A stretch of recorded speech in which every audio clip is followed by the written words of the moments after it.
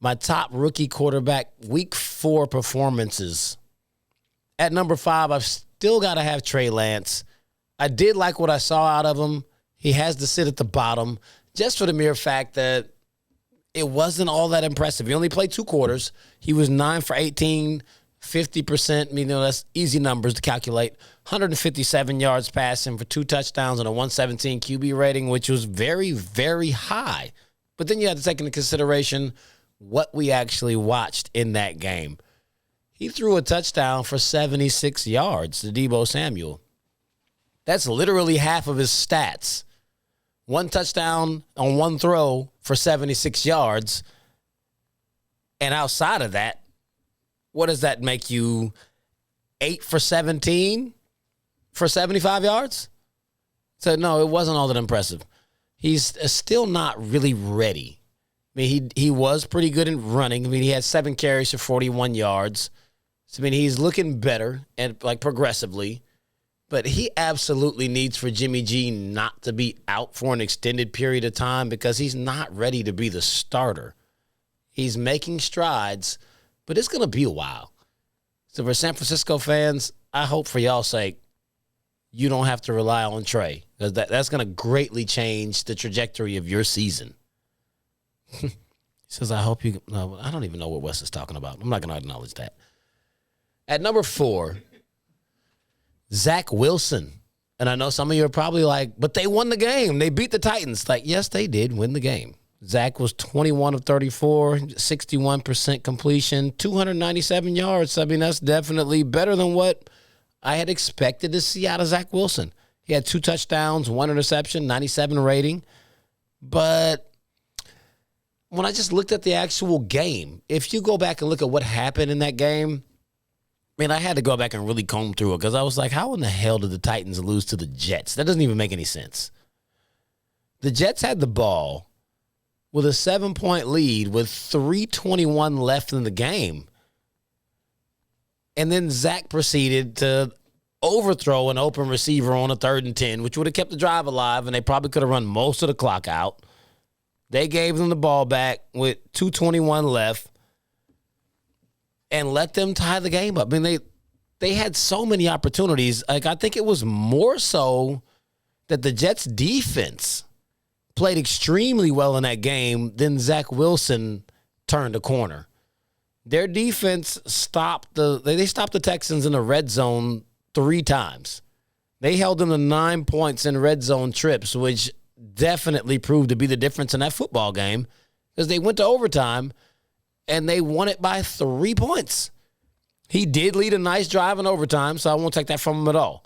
He drove them all the way down the field. They went all the way down to the 4-yard line to ultimately kick a 21-yard field goal to win the game. So that was a chip shot. Anyone could have kicked that field goal because he got them all the way in range. So that overtime drive, that looked good. But Trey is throwing the ball up for grabs quite a bit, just like what I talked about before the season and when they drafted him. He's just entirely too careless with the football. He turns it over a lot. He had an interception call back. So, his numbers aren't even true to what he did. But it is better than what I've seen out of him for the past couple of weeks. So that's why I've got him a notch above Trey Lance. Trevor Lawrence is getting the number 3 nod from me. They had a narrow loss to the Cincinnati Bengals. That Thursday night game was actually really good. I wasn't excited about watching it. The Bengals and the Jags, that just sounds nasty. Nobody wants to see that. But Trevor Lawrence showed up. He went 17 of 24, 70.8% completions, 200 yards. He didn't throw for any touchdowns, but he did run for 1. Had a 96.5 rating. And just a 3-point loss. And you have to take in consideration that man is playing with a terrible offensive line. To this point, he's got a bad coach. Urban Meyer was great in college. In the college football world, he's probably easily top 5 all time. As an NFL coach, not so much. NFL coach, he's got a bad one. He doesn't have any wide receivers. And now he's dealing with the whole fiasco that is Urban Meyer and the lap dance, which I don't understand why anyone cares about. is a grown man out at a public place and a girl danced in his lap and he touched her butt. Did people not go to strip clubs? The only person who should have a gripe with that is Urban Meyer's wife. Outside of that, who cares? That man, he do what he do. Like, why are we concerned with that? That has nothing to do with football. But it's all over all the major networks. Should he be fired? Like, what, for that? Maybe he should fire because his team sucks. Because they couldn't win a close game against the Cincinnati Bengals. That was a game that you expected to get one of those illustrious W's that elude y'all because you've lost 19 straight football games as a franchise, 4 straight this year. You figured maybe when you see the Bengals on the schedule, you could probably win that one. So, yeah, I mean, the problem is way outside of Urban Meyer's personal life. Worry about what he's doing on the football field. He's losing the locker room. He's losing the players. They're losing games. If he gets fired soon, it'll have nothing to do with that incident. But at number 2, I've got Justin Fields. And I know you're probably like, but he won. Justin Fields had a very big turnaround from week to week. I mean, just last week, we talked about just like that was probably one of the worst football games we've ever seen from a quarterback. 1 net passing yard, and his QBR was like a 6. I mean, the rebound mentally and performance-wise was amazing. I mean, 11 to 17, 64% passing, 209 yards. I mean, those numbers don't jump off the table at all. We're not saying that he had a great game, but he played so much better than what he played the prior week. Our sample size of his starts are 2 games. He had 1 trash game, and he had 1 pretty decent game. So now we'll have to wait till week 3 to see which one was the anomaly. Is he the bad guy, or is he the quarterback that looks like he can make plays and actually make some good throws? I mean, he showed up. They finally got a win. So, I mean, things are looking up. He's been officially named the starter moving forward, so now he doesn't have to worry about Andy Dalton or, Nick Foles trying to take his spot now, so he can actually just comfortably set in. I mean, he's good with running the ball. He's not taking big hits, even though the line sucks. So, I mean, when he takes big hits, it's not because he's running carelessly. It's because he gets smacked and nobody blocks him, or nobody blocks for him. But there's nothing that he can personally do about that. But all in all, I'm going to give him a good grade for this week, and that's why I've got him second, even over Trevor Lawrence, because he bounced back from an extremely terrible situation. I mean, you can flip-flop them as they go, but I like what Justin did this week just a little bit better than what Trevor did. And since I've given you 5 up to 2, you clearly know who I've got at number 1. That will be Mac Jones. He had the biggest sample size of any of the quarterbacks this week.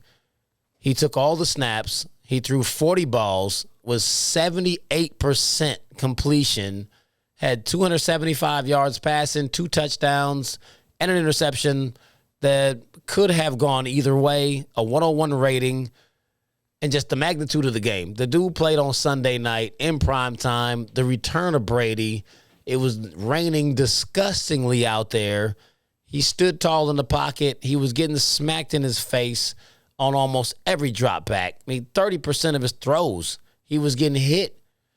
He was getting bothered back there. He showed extreme poise and looks like if he can continue to play like that, then he might be what it is that New England was expecting when they drafted him at number 15. I mean, it was definitely a brash turnaround from what we saw from him against the Saints the week prior, throwing the interceptions, looking frazzled. I mean, we know he's not mobile, so he can't run. Things have to be right for him. He actually threw the ball slightly farther down the field. I complained about it last week that he was only throwing 3-yard balls. Now they're going 6. It's getting a little better. They're still not far. He's checking down, but he's at least throwing the ball a little bit farther down the field.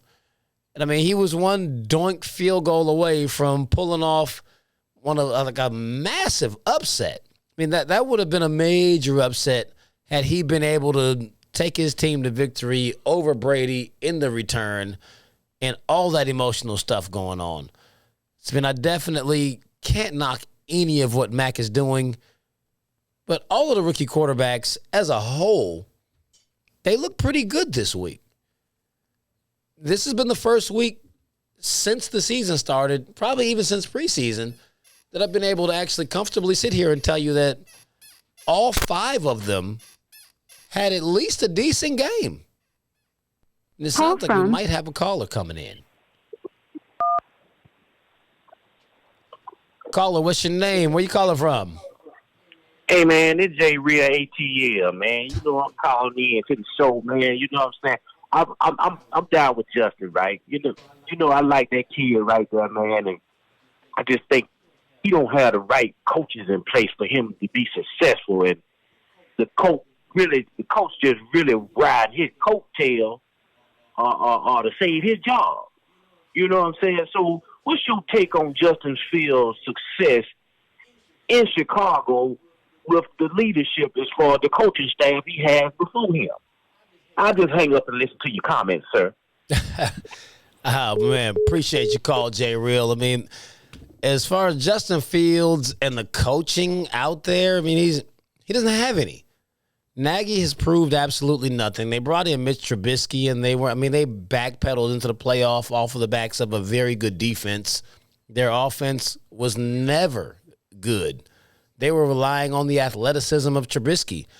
Justin Fields has more. He needs a little bit of time to develop. He needs an offensive line. I mean, he showed that if you give him time in the pocket, he actually can make these throws. Their weapons aren't all the way bad. He never has any time to throw the football. If they can address the needs that they have on the offensive line, just let him develop the way he should. I mean, it's really insane what Chicago is doing. Like, don't waste this man away.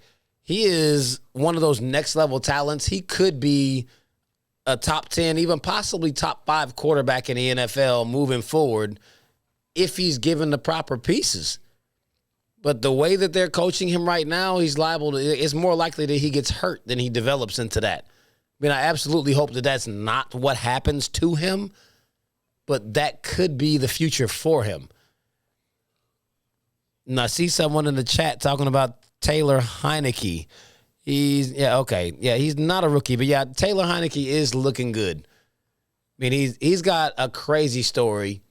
And he came to Atlanta. I think he was playing, I don't know what league he was in. It might have been some type of a semi-pro team. I don't think it was Arena, but he was staying on his sister and brother-in-law's couch, or brother and sister-in-law, whichever way it was.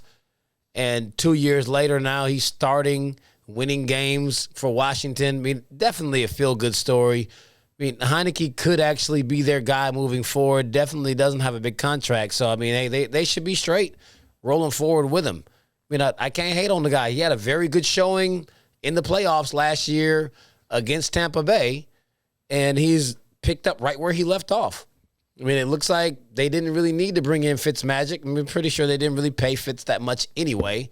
So if they're going to ride with Taylor, they can go ahead and actually try to build around him, get some pieces. They have a very good defense, and if he's going to be playing quarterback at that level, put some pieces around him and see what you got. But I mean, good question though. Like I rock with Heineken / Heineke.